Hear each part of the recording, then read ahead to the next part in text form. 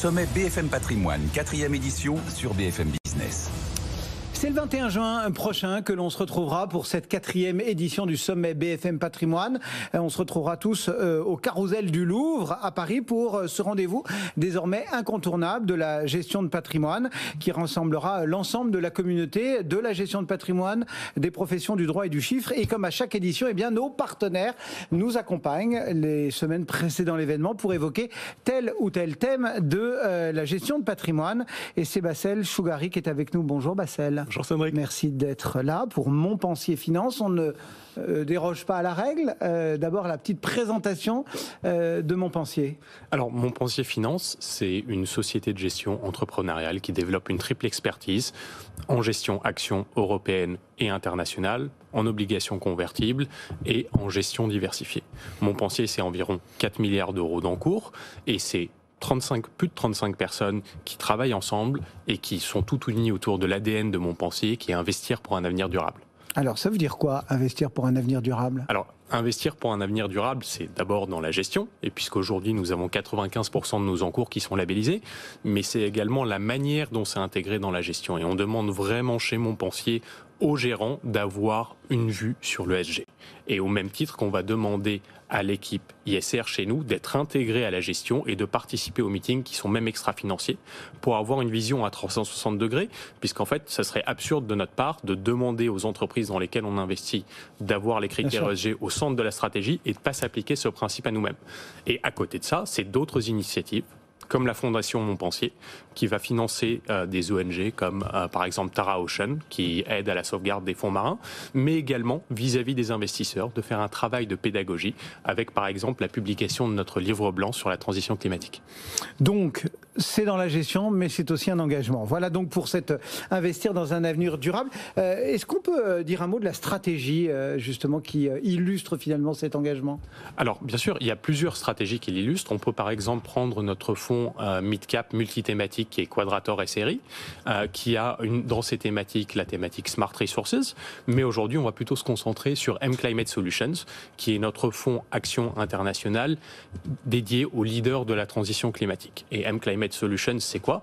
C'est vraiment un fonds qui a été construit avec comme idée que les entreprises avaient un rôle à jouer et feraient partie de la solution et que, par conséquent, les investisseurs ont également un rôle à jouer. Et c'est donc un fonds qui va investir dans 3 vecteurs qui sont l'énergie responsable, la préservation du capital terrestre et le transport efficient. Justement, cette thématique, quels sont les grands traits d'actualité en ce moment qui agitent un petit peu le bocal, entre guillemets ? Oui, alors on en parle tout le temps, et vous-même sur cette antenne.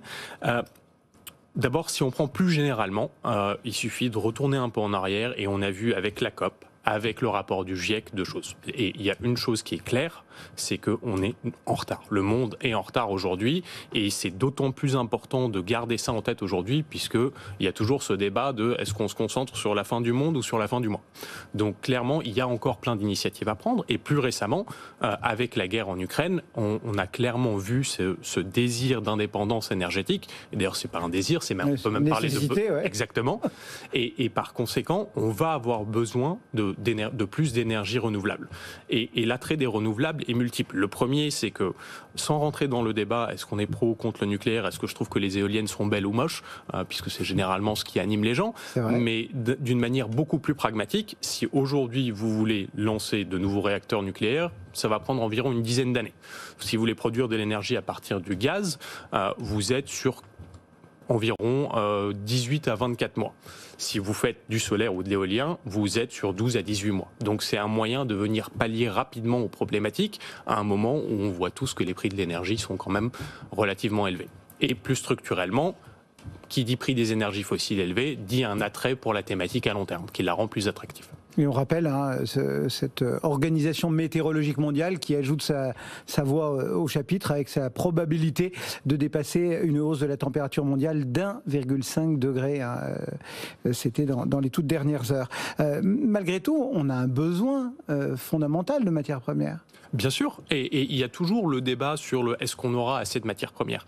Et il faut vraiment garder en tête que la transition climatique, c'est pas uniquement produire de l'énergie. Les gens sont généralement concentrés sur comment on va faire de l'énergie et est-ce qu'on va faire que de l'énergie verte. Et en fait, L'idée, c'est pas de produire moins d'énergie, c'est de produire autant d'énergie, mais surtout le moyen de contourner le problème, ou plutôt de régler une partie du problème, c'est de consommer mieux cette énergie. On n'a pas besoin de produire moins, mais il faut consommer mieux. Et pour consommer mieux, qu'est-ce qu'on fait? En fait, il faut de l'efficience énergétique. Ça va passer par le bâtiment. Le bâtiment, c'est quand même 30% des émissions de CO2. Et vous parlez régulièrement sur cette antenne aussi des passoires thermiques. Donc ça, c'est un moyen d'adresser le problème. Mais également sur le transport. Et en fait, si à production constante, on coupe la consommation par 2, on aura déjà réglé beaucoup de problèmes. Bon, on n'est pas là pour faire de la promo, mais malgré tout, c'est sympa quand on développe une thématique d'avoir quelques exemples. Alors, vous nous en avez cité quelques-uns avec votre M-Climate Solution, mais quelques convictions qu'il y a dans ce fonds pour illustrer ces secteurs? Oui, alors c'est des illustrations, c'est pas des recommandations ici, mais par exemple dans l'énergie responsable, on a décidé de se concentrer aujourd'hui sur une entreprise qui s'appelle Signify et qui est le leader des ampoules à LED. Et en fait, aujourd'hui, on a eu une première phase de transition qui était de passer des ampoules conventionnelles vers le LED. Et aujourd'hui, la deuxième étape, c'est de passer sur des ampoules qui vont être plus intelligentes, que ce soit à la maison, que ce soit dans les bureaux, ou même pour les municipalités. Et donc de vraiment consommer moins, d'avoir des ampoules qui sont beaucoup plus durables et de pouvoir moduler les consommations, ou en tout cas la production de lumière, au moment approprié et de plus avoir le bon vieux réverbère qu'on allume à 20h et qu'on éteint à 6h du matin. Et qui allume pleine balle toute la nuit. Quoi d'autre ? On va avoir par exemple la préservation du capital terrestre et là on peut illustrer avec Darling Ingredients qui est une entreprise américaine et Darling Ingredients c'est historiquement le leader de la récupération des déchets animaux des restaurants, des abattoirs, des huiles de cuisson, etc. Donc vous prenez des choses qui sont pas très jolies et vous en faites des produits pour l'industrie pharmaceutique, pour les cosmétiques et donc vous transformez des déchets en produits à forte valeur ajoutée. Vous avez le côté économie circulaire mais également Darling Ingredients est devenu en quelques années le numéro 1 aux États-Unis de la production de biodiesel. Et donc vous prenez des restes d'huile de cuisson et vous en faites du carburant qui va émettre jusqu'à 90% de CO2 en moins.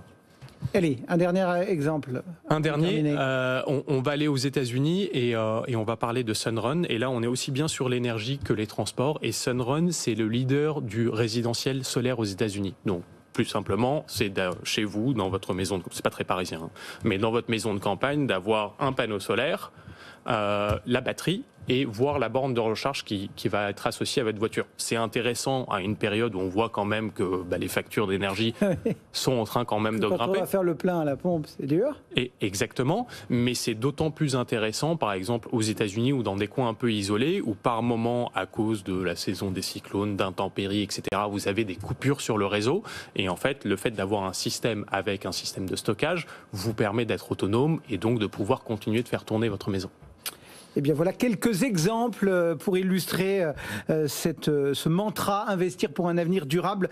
Bassel Chougari donc pour Montpensier Finance qui nous accompagne donc sur cette 4e édition du sommet BFM Patrimoine. On se retrouvera le 21 juin prochain au Carrousel du Louvre. Bonne journée Bassel. Merci. Sommet BFM Patrimoine, 4e édition, mardi 21 juin sur BFM Business.